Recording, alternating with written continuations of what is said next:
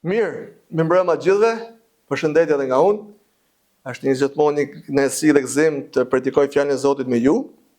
Siç e tha vëlla Fabi, jemi te letra e Kolosianëve, pra jemi në serinë e Kolosianëve dhe jemi në kapitullin e parë, vargjet 15 dhe 19. Le të shkojmë me Biblat tona të lexojmë nga fjala e shenjtë e pagabueshme e Perëndis. Ka Kolosianët, kapitulli i parë, vargjet 15 dhe 19 thotë: Ai është shembullimi i Perëndis padukshëm, i paralindur i çdo krijese.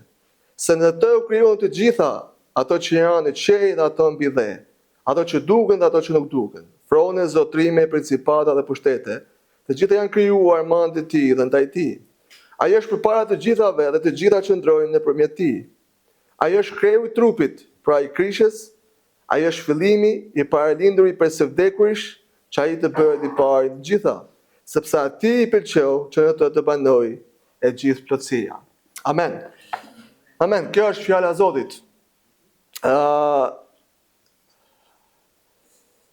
Mbasi kemi mbaruar me përshëndetjen, falënderimin dhe lutjen e palit për Kolosianët në vargjet më sipër, pra në vargjet 1 deri në 14 kemi pa këtë. Pali vazhdon duke shkuar më në thelb të çështjes. Pra zakonisht kjo hyrja, lutja, përshëndetja, falënderimi janë si zakonshme që Pali pothuajse në çdo letër vazhdonte me këto, por tashmë këtë pjesë që të shohim sot, ai po shkon në thelb të çështjes, duke inkurajuar ata për një gjë shumë të rëndësishme. Tani në vargjet 15 deri 29, apostulli shtron një vijim mendimi. Pra e gjitha kjo pjesë është një vijim mendimi, duke shpjeguar personin dhe veprën e Jezu Krishtit. Nga 15 deri 29, ai shpjegon kush është Krishti, duke shpjeguar personin e Tij dhe veprën e Tij, veprën e Jezu Krishtit. Duke treguar që Krishti është suprem në madhështinë dhe lavdinë e Tij, si në personin e Tij, pra kush është ai, ashtu edhe në veprën e Tij shlyese. Të dyja këto. Sot të shohim vetëm vargjet 15 dhe 19, vetëm në lidhje me personin e Tij. Pra sot të shohim vetëm në lidhje me personin e Tij. Pastaj në vargjet më parë të shohim për veprën e Tij shlyese. Pra madhështinë, lavdinë dhe veprën e Tij shlyese. Kjo pjesë është zemra e letrës. Nga vargjet 15 deri aty ku thënë, pra deri në 29, është zemra e letrës. Që kemi thënë në fillim fare që tema kryesore e letrës është hynia dhe shpengimi i Krishtit. Pra kemi thënë është një letër histologjike dhe tema kryesore është hynia dhe shpengimi i Krishtit. Dhe kemi thënë që kjo është ose ka si qëllim që Kolosianët dhe ne sot kuptojnë që Krishti mjafton. Dhe në të ne jemi të plotë. Pra, duke qenë që kjo është tema kryesore, dhe kjo vargje që të shohim sot, të shohim temën kryesore të letrës. Dhe të kuptojmë në mënyrë të qartë sot, shpresoj shumë, gjendje të obraçes si një diçka të qartë, duke parë kush është Krishti dhe çfarë ka ai bërë për ne. Duke parë këtë, të kuptojmë edhe ne, të shohim edhe me qëllimin për të cilin Pali ka shkruar, që Krishti mjafton dhe që ne jemi të plotë në të. Ky fragment përmban një nga zbulesat më të mëdha rreth Jezu Krishtit. Është një nga zbulesat, një nga vargjet më të mëdha, fragmentet më të mëdha që tregon zbulesën e madhe të Jezu Krishtit. Nga më të mëdha në Bibël, duke treguar parsinë e Tij në çdo gjë. Ai është i pari, ai është suprem në çdo gjë.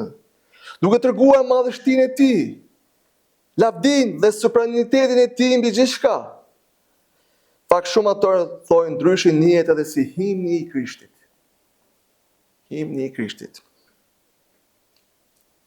Shumë autorë mendojnë se forma e këtyre vargjeve, pra arsyeja pse kanë shkruar himni i Krishtit, shumë autorë mendojnë se forma e këtyre vargjeve është një poezi hebraike. Edhe pse është shkruar në greqisht, fakt është në formën e një poezie hebraike. Ku shpirti i Tij shkon lavdrim, edhe shpjegon gjithçka rreth Perëndisë dhe veprës Tij shlyese. Ky është himni i Krishtit. është një deklaratë e fuqishme rreth personit të Krishtit, ku përqendrohet në rolin e tij të shquar në krijim dhe në veprën e tij shpëtuese.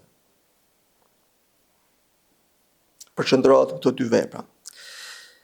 Në këto vargje ka rreth 13 pohime për Krishtin. 13 pohime për Krishtin, duke dëshmuar për autoritetin absolut të Krishtit. 13 pohime. Në fakt përfshin gjithë, pra para si të ekzistonte gjithçka ishte Krishti, dhe shohim, shpjegon mishërimin, shpjegon ringjalljen, shpjegon që ai krijon gjithçka me anë të fjalës së tij, ai mban gjithçka me anë të fjalës së tij dhe ai është qëllimi kryesor i gjithçka. Krishti. Edhe këto vargje të shohim 3 pika kryesore në lidhje me personin e Krishtit.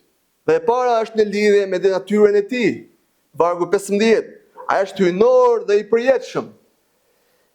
Në lidhje me gjithë krijimin. Pa do shohim në lidhje me gjithë krijimin, pra është krijuesi i gjithçkaje. Dhe pikën e tretë në lidhje me kishën. Do shohim personin e Krishtit në lidhje me kishën. Tash në lidhje me pikën e parë shohim vargun 15 thotë: ai është shëmbëllimi i Perëndisë së padukshëm, i paralindri i çdo krijese. Ne e dim fakt nga pohime të ndryshme dhe në dhjetën e vjetër dhe në dhjetën e re, që Perëndia është i padukshëm, pra ai është frym dhe është i padukshëm. Por dhjata e re na thotë, por biri na e ka bërë të njohur. Biri na e ka bërë të njohur Perëndin.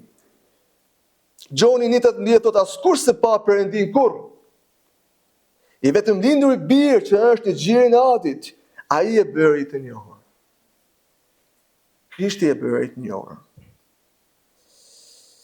Pra i përjetshmi i birë që ka qenë gjithmonë me Atin na e ka bërë të njohur duke qenë shëmbëllesa e Atij. Në fakt tu i referohet mishërimit të Tij. Pra Perëndin e padukshëm na e bani dukshëm me anë të Jezu Krishtit duke qenë shëmbëllesa e Tij. Tash fjala shëmbëlles këtu vjen, ose imazh, vjen nga fjala greke eikon. Që rrjedh edhe fjala angleze eikon. Shpesh e keni pa dhe ato aparate që kanë shkruar me eikon, pra. Kjo në fakt shpesh herë në kuptonte një portret. Një portret, pra kur dikush shef diçka origjinale të bukur dhe e hedh në një portret. Që në thelb do të thotë përfaqësim, ngjashmëri, manifestim.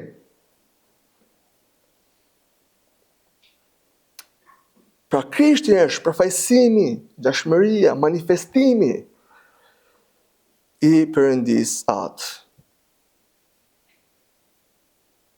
Që do të thotë në thelb që Krishti është manifestimi dhe zbulesa e saj që është me të vërtetë Perëndia. Në fakt kjo, siç e tha vllai, që Perëndia është urtësi, dhe kjo fjalë shpesh është përdorur në greqisht për dhjetën e vjetër për urtësinë, është përdorur si eikon, e cila është zbulesa e mirësisë Perëndisë. Pra shpesh herë kuptimi kishte edhe si zbulesë, pra Krishti na e ka zbuluar Perëndin, duke na e bërë dukshme, të kuptueshme për ne.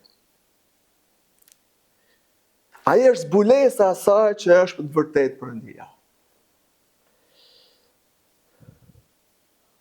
Se në të qenja dhe natyra e Perëndisë janë manifestuar në mënyrë të përsosur. Në të e dukshmja është bërë e padukshme.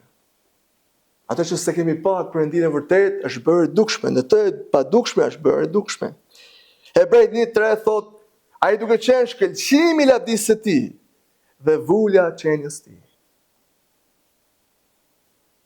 Gjoni thot, po ashtu ne e lavdruam atë si lavdia e vetëm të lindurit për Ati. Ai është vula e qenjes së Tij. Kjo vëllezër moda tregon që ai ka të njëjtën natyrë me Perëndin. Ai është Perëndi. Duke qenë i bashkëpërjetshëm me Atin.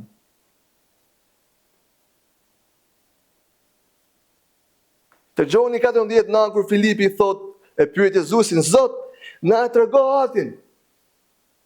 Jezusi thot, kush ka parë mua, ka parë Atin. Unë dhe Ati jemi një. Ai është në mua, unë jam në të. Kush ka për mua, ka për atin sepse unë jam shëmbullimi i Perëndisë pa dukshëm. Unë jam shëmbullimi i Perëndisë pa dukshëm. Pali po thotë që Krishti më shrua është vetë Perëndia, është vetë qenie Perëndi, Perëndia i përjetshëm. Dhe kjo tregon natyrën e tij hyjnore dhe marrëdhënien që për Krishti ka me atin e tij. Marrëdhënien që Krishti ka me atin e tij. Në pjesën e dytë të vargut do të shohim përjetësinë e tij me atin. Pra këtu tregon natyrën e tij, qenien e tij si Perëndi, dhe pjesën e dytë të vargut do shohim përjetësinë e tij me atin. Ai vetëm që është Perëndi, po është një Perëndi i përjetshëm. Para se bota të krijohej me anë të tij, si i paralindri i çdo krijese. Tash shkurt do të shpjegojmë pak këtë pjesë. Kjo pjesë është keq interpretuar shpesh.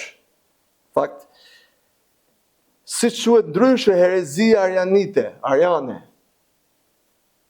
Quhet herezia ariane, që edhe të shmetarët e Jehovait e mësojnë këtë herezi. Shmetarët e Jehovait e mësojnë këtë herezi, që ata janë heretik. Duke supozuar se kjo pjesë e tregon Krishtin si qenia e parë e krijuar, thonë ata. Pa Krishti është qenia e parë e krijuar më e lartë, të gjitha gjërat pastaj thotë ata u krijuan me anë të tij. Në fakt është e kundërta kjo që flet apostulli Paul këtu. Kjo flet për ekzistencën e tij të përjetshme dhe hyjnore para krijimit. Jo vetëm që është krijuar, po ai flet për ekzistencën e tij të përjetshme para krijimit. Vargji 16 dhe 17 tregon se ajo që ata thonë është një nonsens logjik. Ajo që ata thonë është një nonsens logjik, edhe sikur mos marrim as si pjesë shkrimit. Në fakt Gjoni Nini thotë atë ai është fjala dhe ishte me Perëndin, dhe ishte përjet me Perëndin, dhe është fjala e Perëndisë dhe me të u krijuar gjithë krijimi. Por nëse mos ta kishte Gjoni Nini dhe 1, 2, 1, 3, por thjesht do të kishim këtë pasazhe. Vargu 16 dhe 17 thotë ai është përpara çdo gjëje. Thot vargu 17. Ai është përpara çdo gjëje. Fjala çdo gjë do të thotë çdo gjë. Dhe 16 thotë në të e krijuan gjitha gjërat. Tash nëse ti je krijuar ka një fillim, por thotë ai në të u krijuan gjitha gjërat. Dhe ai është para gjitha gjërave. I paralindri nuk mund të jetë pjesë e krijimit. Kur ai është përpara çdo gjëje. Dhe ai ka krijuar gjitha gjërat. Sepse askush nuk mund të krijojë veten e tij. Ktu thotë ai ka krijuar gjitha gjërat. Dhe askush nuk mund të krijojë veten e tij, dhe kjo është një nonsens logjik. Kjo është një herezi, por Krishti, kjo tregon që Krishti është i përjetshëm hyjnor para gjithë krijimit. I paralindri çdo krijese, ky është një term që përdoret për treguar i pari në rang. Ose më i madhi. I pari në rang, i pari në kohë, si trashëgimtar i çdo gjëje. Ai është përpara çdo gjëje. Dhe çdo gjë u krijua me anë të tij. Dhe për të, dhe çdo gjë i takon atij. Nderi më i lartë i takon atij, duke qenë sovran. Dhe Pauli në fakt nxjerr në pak këtu sovranitetin e tij, duke qenë sovran. Duke qenë një Perëndi i përjetshëm dhe suprem, sepse është autori i krijimit. Ai është paraekzistent. Ai është i përjetshëm bashkë me Atin. Dhe ai është autori i çdo krijimi. Ai është autori i krijimit. Pra pam natyrën e tij, pam gjithashtu që ai është i përjetshëm. Dhe në pjesën e dytë të shohim, në pjesën e dytë të shohim suprem në krijim. ose në lidhje me krijimin. Në këtë vargje Pali e përshkruan madhështinë e personit Krishtit në 3 mënyra në fakt në krijim. Ai është krijuesi i çdo gjëje, a do shohim se është krijuesi i çdo gjëje, është mbajtësi i çdo gjëje, dhe është qëllimi i çdo gjëje. Pa e më mirë. Krishti është krijuesi i çdo gjëje. Do ta shohim çdo gjë. Ai jo vetëm që e ka kriju, por ai e mban çdo gjë me autoritetin e tij. Jo vetëm që e mban çdo gjë me autoritetin e tij, por është qëllimi përfundimtar i çdo gjëje. Vargu 16 thotë, sepse pra duke qenë i përjetshëm, duke qenë një perëndi, sepse prej tij krijuan gjitha gjërat, në qiell, në tokë, të dukshme dhe pa dukshme, frone, zotrime të tjerë, gjitha gjërat u krijuan prej tij, në të.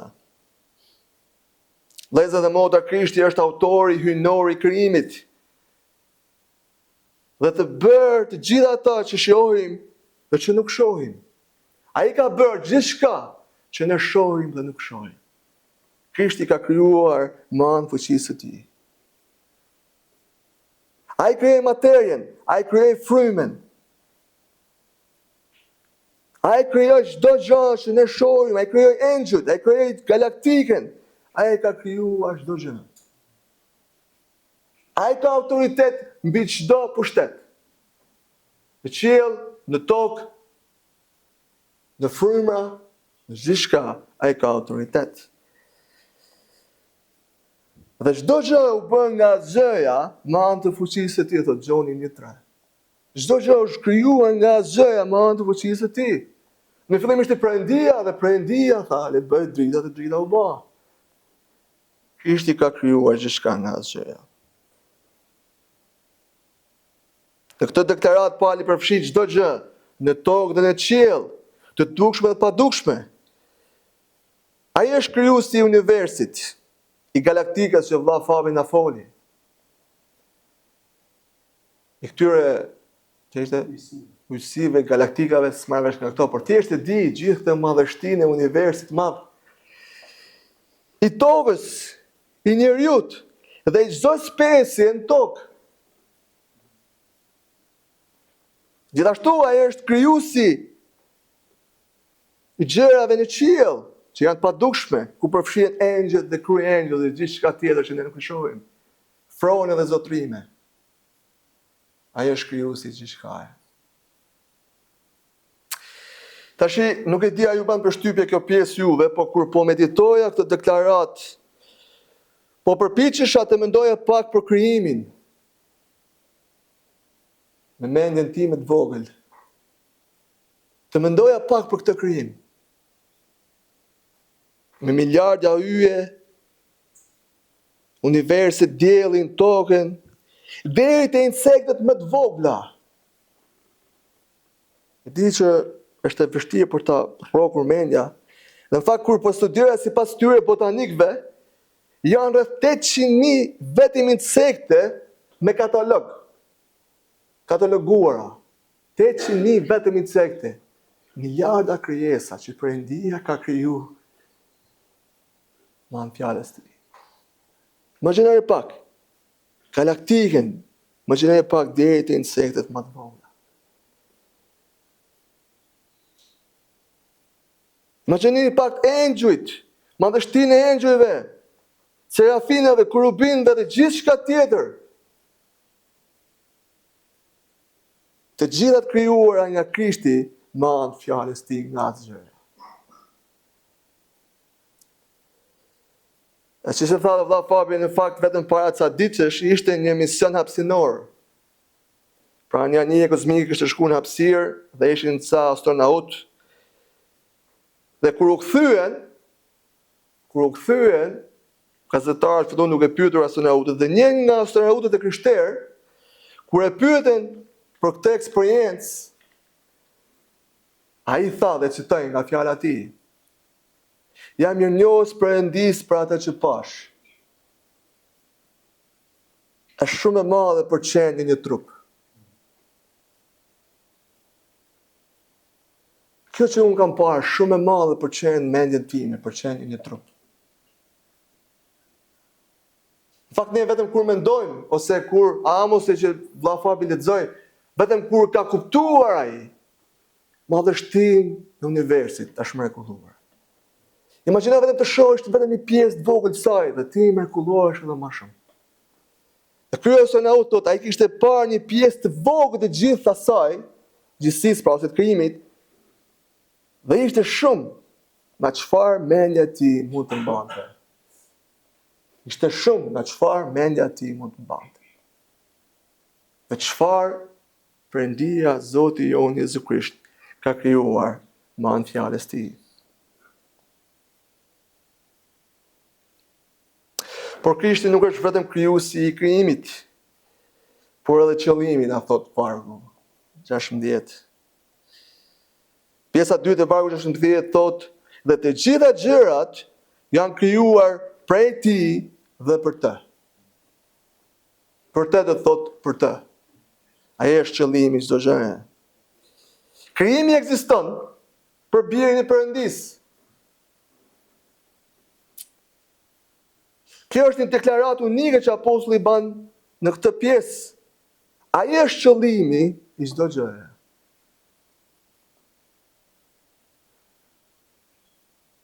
Të gjitha gjërat u krijuan me anë dhe urdhër të tij, dhe të gjitha gjërat do të kthehen tek ai me urdhër të tij.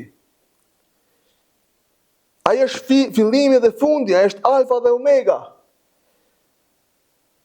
Dhe një ditë gjithçka do të jap lavdia e tij. Çdo gjuhë do përkulet përpara tij dhe çdo gjuhë do rrofej si Zot për lavdinë e tij, për lavdinë e Perëndisë atë. Romakët 11:36 thotë sepse prej tij, nëpërmjet tij dhe për të janë të gjitha gjërat, atij qoftë lavdia për jetë. Amen. Vëllezër dhe motra, qëllimi i çdo gjëje dhe burimi i çdo gjëje është Krishti.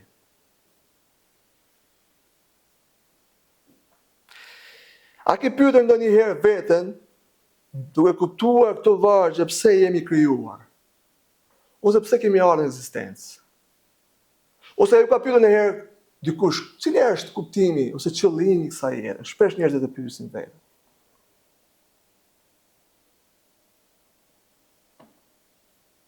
Pse jemi krijuar? Fakt apostulli na thot, për shkak të Krishtit, për shkak të birit. Jemi krijuar për shkak të tij, me anë të tij dhe për të.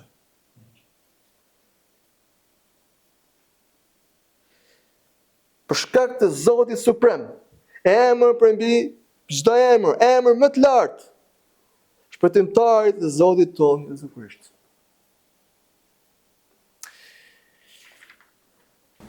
Sepse gjithçka në këtë jetë, dhe në atë jetë, dhe shohim pjesën e tretë, është në lidhje me të dhe për të. Në këtë jetë, dhe në atë jetë, është në lidhje me të dhe për të. Tashi, do ta them një kurim shkurtër, sot duhet të çliroj ty nga vetvetja jote. Amen. Amen. Edhe veten time. Nuk sillet bota rreth nesh. Nuk je qëllimin vetë ti. Edhe pse Perëndia ka bërë pjesë planit të tij. Në qendër të universit është Zoti dhe shpëtimtari jonë Jezu Krisht. Qëllimi pse ne jetojmë, pse ne jemi krijuar dhe pse ne duhet të jetojmë është për Krishtin dhe për lavdinë e tij. Ai është në qendër të universit.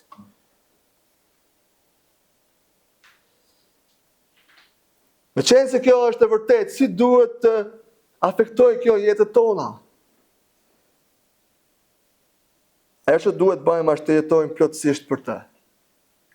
Ai duhet të jetë pak dhe qëllimi jonë në jetë. Qëllimi jonë kryesor. Që thamë, çdo gjë tjetër dhe çdo rrugë tjetër është se besë idhull. Çdo gjë tjetër dhe çdo rrugë tjetër përveç se Krishtit është se besë e idhull, e krijuar me anë të fjalës ti. Vetëm Krishti është Perëndia i vërtet dhe sovran. Kjo vëllezër moda duhet të afektojë jetën tonë, punën tonë, martesën tonë, shërbesën tonë dhe gjithçka që ne jetojmë. Ai duhet të jetë qëllimi ynë përfundimtar për ta adhuruar dhe për t'i dhënë atij lavdi. Në vargun 17 arrin kulmin, sepse jo vetëm që ai ishte përpara çdo gjëje, dhe gjithçka u krijua me anë ti, por çdo gjë mbahet së bashku dhe mbështetet prej tij. Ai e mban gjithë universin me autoritetin e tij.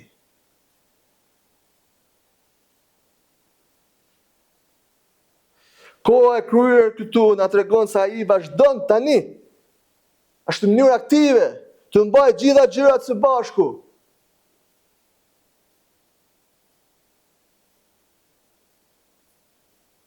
Dhe se ai është aktiv me fuqinë e tij, se pa të cilin gjitha gjërat do shpërbëheshin, do shkatërrohen. Sikur vetëm një sekond ta lëshonte autoritetin ose fuqinë e tij. Ai e mban gjithçka. Ai urdhëron gjithçka.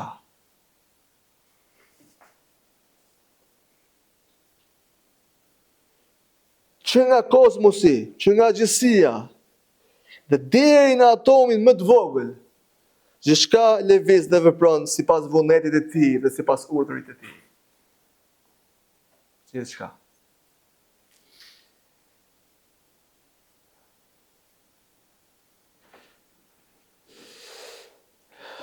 Kështu që ai mund drejtojë edhe jetën tonë. Charles Spurgeon thot në një citim të tij, thot është ai që drejton jetën e vet nga vetja, është një budalla dhe e drejton jetën e tij nga një budalla.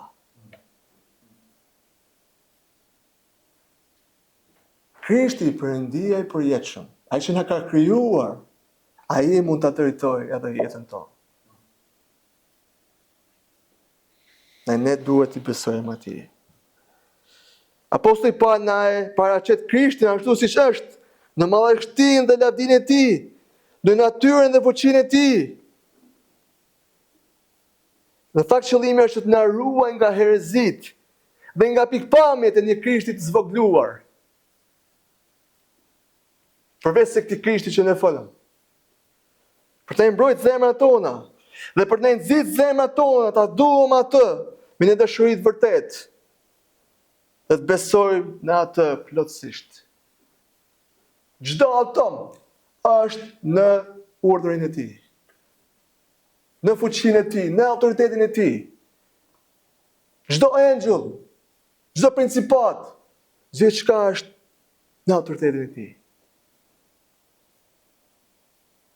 Kjo duhet në nxjisë zemrat tona për t'i besuar ti plotësisht.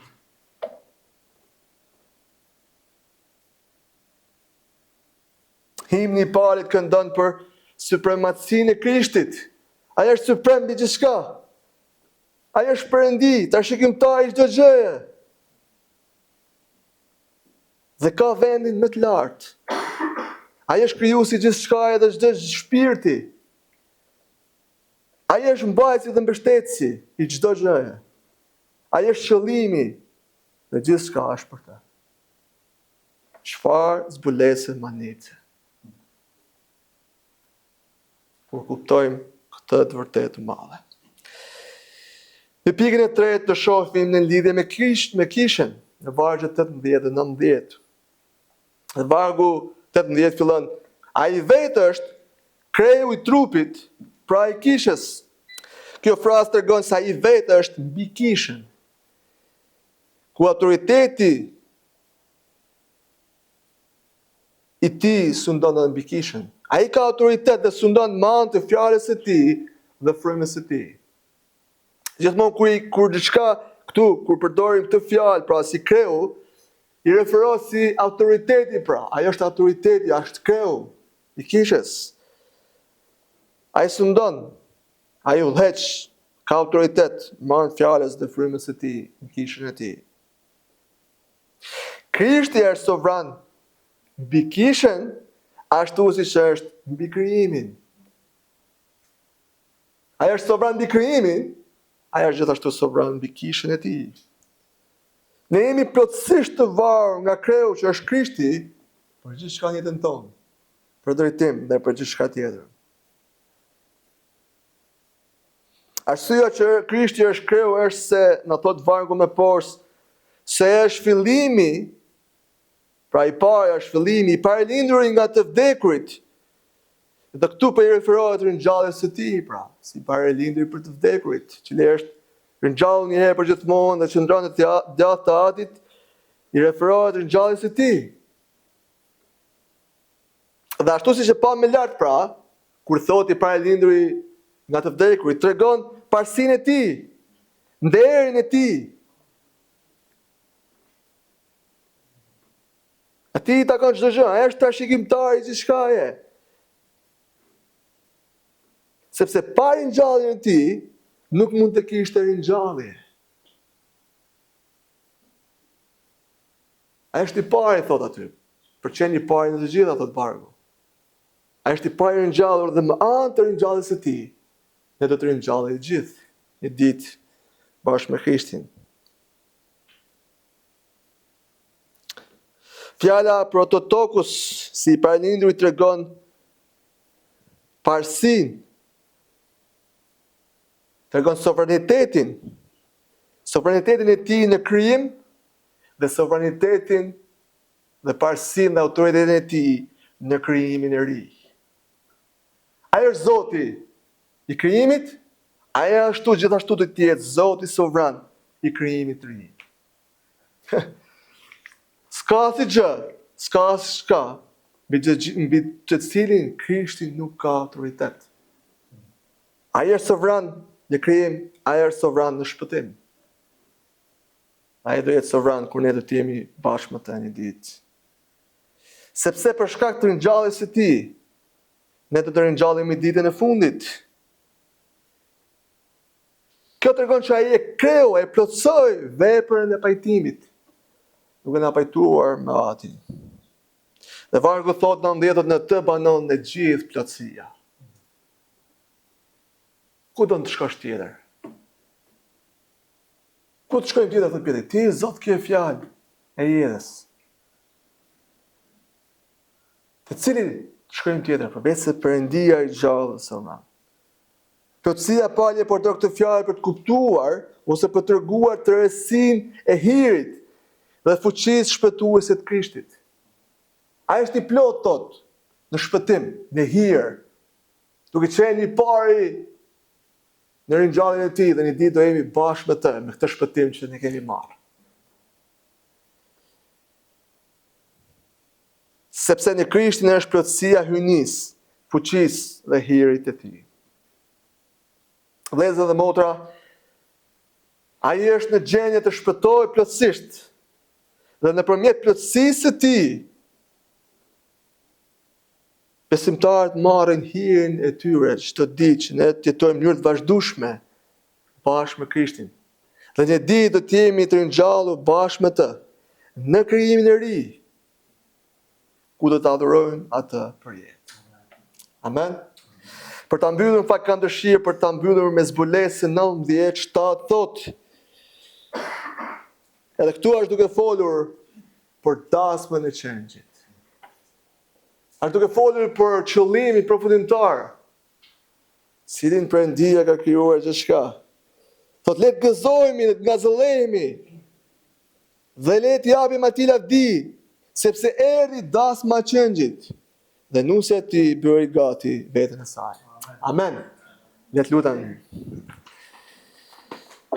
O Perëndi, falenderoj me timi minjos pafund o Zot për këtë pasazh, për fjalën tënde, që na e ke zbuluar Zot veten tënde në Krishtin dhe na ke zbuluar veten tënde në fjalën e tënde. Ta adhurojmë ty o Zot, ti që je plotësia, krijuesi, mbajtësi, qëllimi, krijuesi i gjithçkaje. dhe i krijimi i tri që një ditë do jemi bashkë me ty. Falenderojmë o Zot që dha jetën tënde për ne. U ringjalle për drejtësinë tonë. Na pajtove me Atin që ne mund të jetojmë për jetë me ty. Dhe ty të qoftë nderë, lavdia në jetë jetëve. Amen.